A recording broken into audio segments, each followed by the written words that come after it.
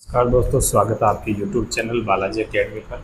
और आज अपन क्वेश्चंस की बात कर रहे हैं रेलगाड़ी के फर्स्ट क्वेश्चन से। मैं आपको बता दूं क्वेश्चन नंबर 1, 2 और 3 सेम टाइप के क्वेश्चन है। मैं आपको खाली क्वेश्चन नंबर 1 करवा रहा हूँ अभी। अगर बाकी क्वेश्चंस आपसे नहीं होते हैं तो आप कमेंट्स में ज़रूर बताएँ। क्वेश्चन नंबर 1, इसकी बेसिक चीज़ें मैंने आपको पिछली वाले वीडियो में अच्छे समझा रखी है, आप वहाँ जाके इस चीज़ों को देख सकते हैं। और आज बात करेंगे अपन क्वेश्चन नंबर 1 से। देखो, ए वाली रेलगाड़ी 15 मीटर की गति से चलती है, बी वाली रेलगाड़ी चलती है 25 मीटर पर सेकंड की गति से। ए वाली रेलगाड़ी प्लेटफॉर्म को 38 सेकंड में पार कर जाती है और ए वाली रेलगाड़ी एक खंभे को 25 सेकंड से पार कर जाती है। यानी आपके पास दो रेलगाड़ी, एक तो ए वाली और एक रेलगाड़ी हमारे पास बी वाली। ए वाली के बारे में दो बात कही उसने। ए रेलगाड़ी किसी खंभे को पार करेगी तो खुद की लंबाई तय करेगी, यानी ट्रेन खुद की लंबाई तय करने में कितना समय ले रही है? 25 सेकंड्स का समय ले रही है। ठीक है, रेलगाड़ी खुद की लंबाई तय करने में कितना समय ले रही है? 25 सेकंड का समय ले रही है। जब ये रेलगाड़ी खंभे को पार करेगी तो 25 सेकंड का समय। जब यही रेलगाड़ी एक प्लेटफॉर्म को पार करेगी तो ध्यान रखना, कोई भी रेलगाड़ी किसी प्लेटफॉर्म को, गुफा और सुरंग को पार करती है तो खुद की लंबाई के साथ साथ इनकी लंबाई भी जोड़ लेती है। तो ट्रेन की लंबाई प्लस प्लेटफॉर्म की लंबाई, दोनों को पार करने का समय 38 सेकेंड्स। कितना है? 38 सेकेंड्स। आगे बोल रहा है, अब मुझे प्लेटफॉर्म को पार करने का समय चाहिए। तो देखो, ट्रेन और प्लेटफॉर्म का कुल समय 38 है। 38 में से आप 25 सेकंड कम करोगे तो आपके पास बचेगी 13 सेकंड्स। तो आप ये कह सकते हो सर, प्लेटफॉर्म को पार करने में 13 सेकंड्स है और किसी खंभे को पार करने में कितना समय लग रहा है? 25 सेकंड्स। और एक ट्रेन किसी प्लेटफॉर्म को पार करेगी तो खुद की लंबाई तय करेगी, दोनों की लंबाई को तय करने में कितना समय लगा? 38 सेकंड्स। तो आपको एक दूरी बराबर का एक बेसिक सा फॉर्मूला होता है। दूरी बराबर होता है चाल गुणा में समय। चाल गुणा में क्या होता है? समय। दूरी बराबर होता है चाल गुणा में समय। तो आपको डायरेक्ट दूरी निकालनी है, आपको प्लेटफॉर्म की दूरी निकालनी है। प्लेटफॉर्म, किसकी दूरी निकालनी है आपको? प्लेटफॉर्म की। तो प्लेटफॉर्म की दूरी यानी कि चाल, रेलगाड़ी की चाल कितनी है? रेलगाड़ी की चाल है 15 मीटर पर सेकेंड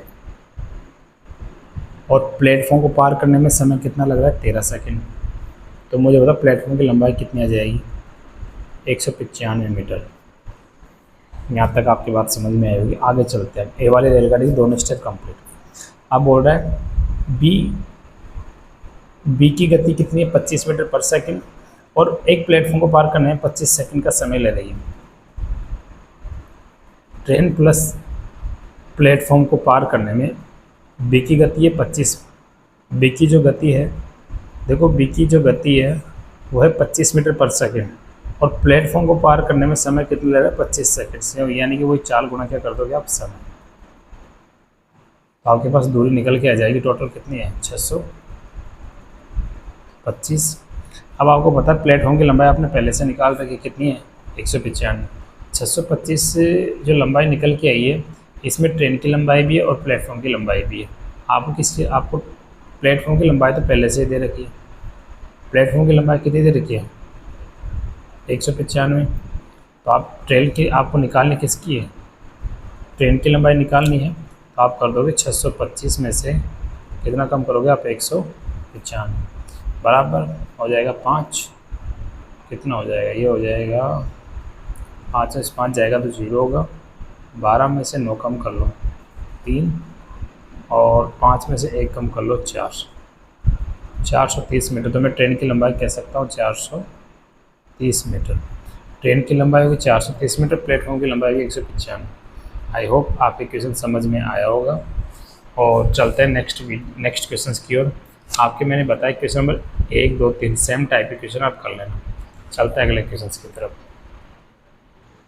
क्वेश्चन नंबर 4,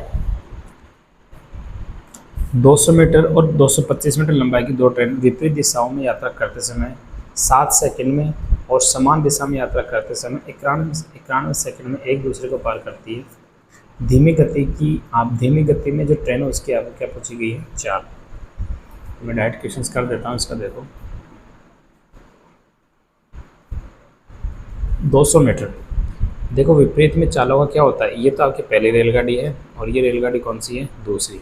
विपरीत में चालों का ऐड होता है। विपरीत में चालों क्या होता है? ऐड। तो लंबाई का हमेशा क्या होगा? योग।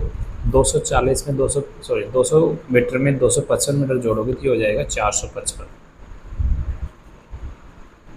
और इसको पार करने में समय कितना लग रहा है, 7 सेकेंड। काट दोगे आप, ये निकल के आ जाएगा 65 किलोमीटर प्रति आवर्स, यानी कि आपकी चाल निकल के आ गया 65 किलोमीटर प्रति आवर्स। आगे बोल रहा है ये तो है विपरीत दिशा, अब है समान दिशा। गाड़ी वही है फर्स्ट और सेकंड, समान दिशा में चालों का अंतर किया जाता है, वही दूरी है 455, लेकिन समय लग रहा है 91 सेकंड। पार करने में समय कितना लग रहा है, 91 सेकंड। काट दोगे तो ये निकल के आ जाएगा 5 किलोमीटर पर आवर्स। तो देखो जैसे समीकरण तो आप डायरेक्ट समीकरण से कर लो इसको, ये फर्स्ट माइनस में, देखिए इसमें प्लस में, तो ये आपके पास हो जाएगा 2, यानी कि दोनों का ऐड कर दो 2 बराबर, इधर दोनों का ऐड करें कितना आ जाएगा 70।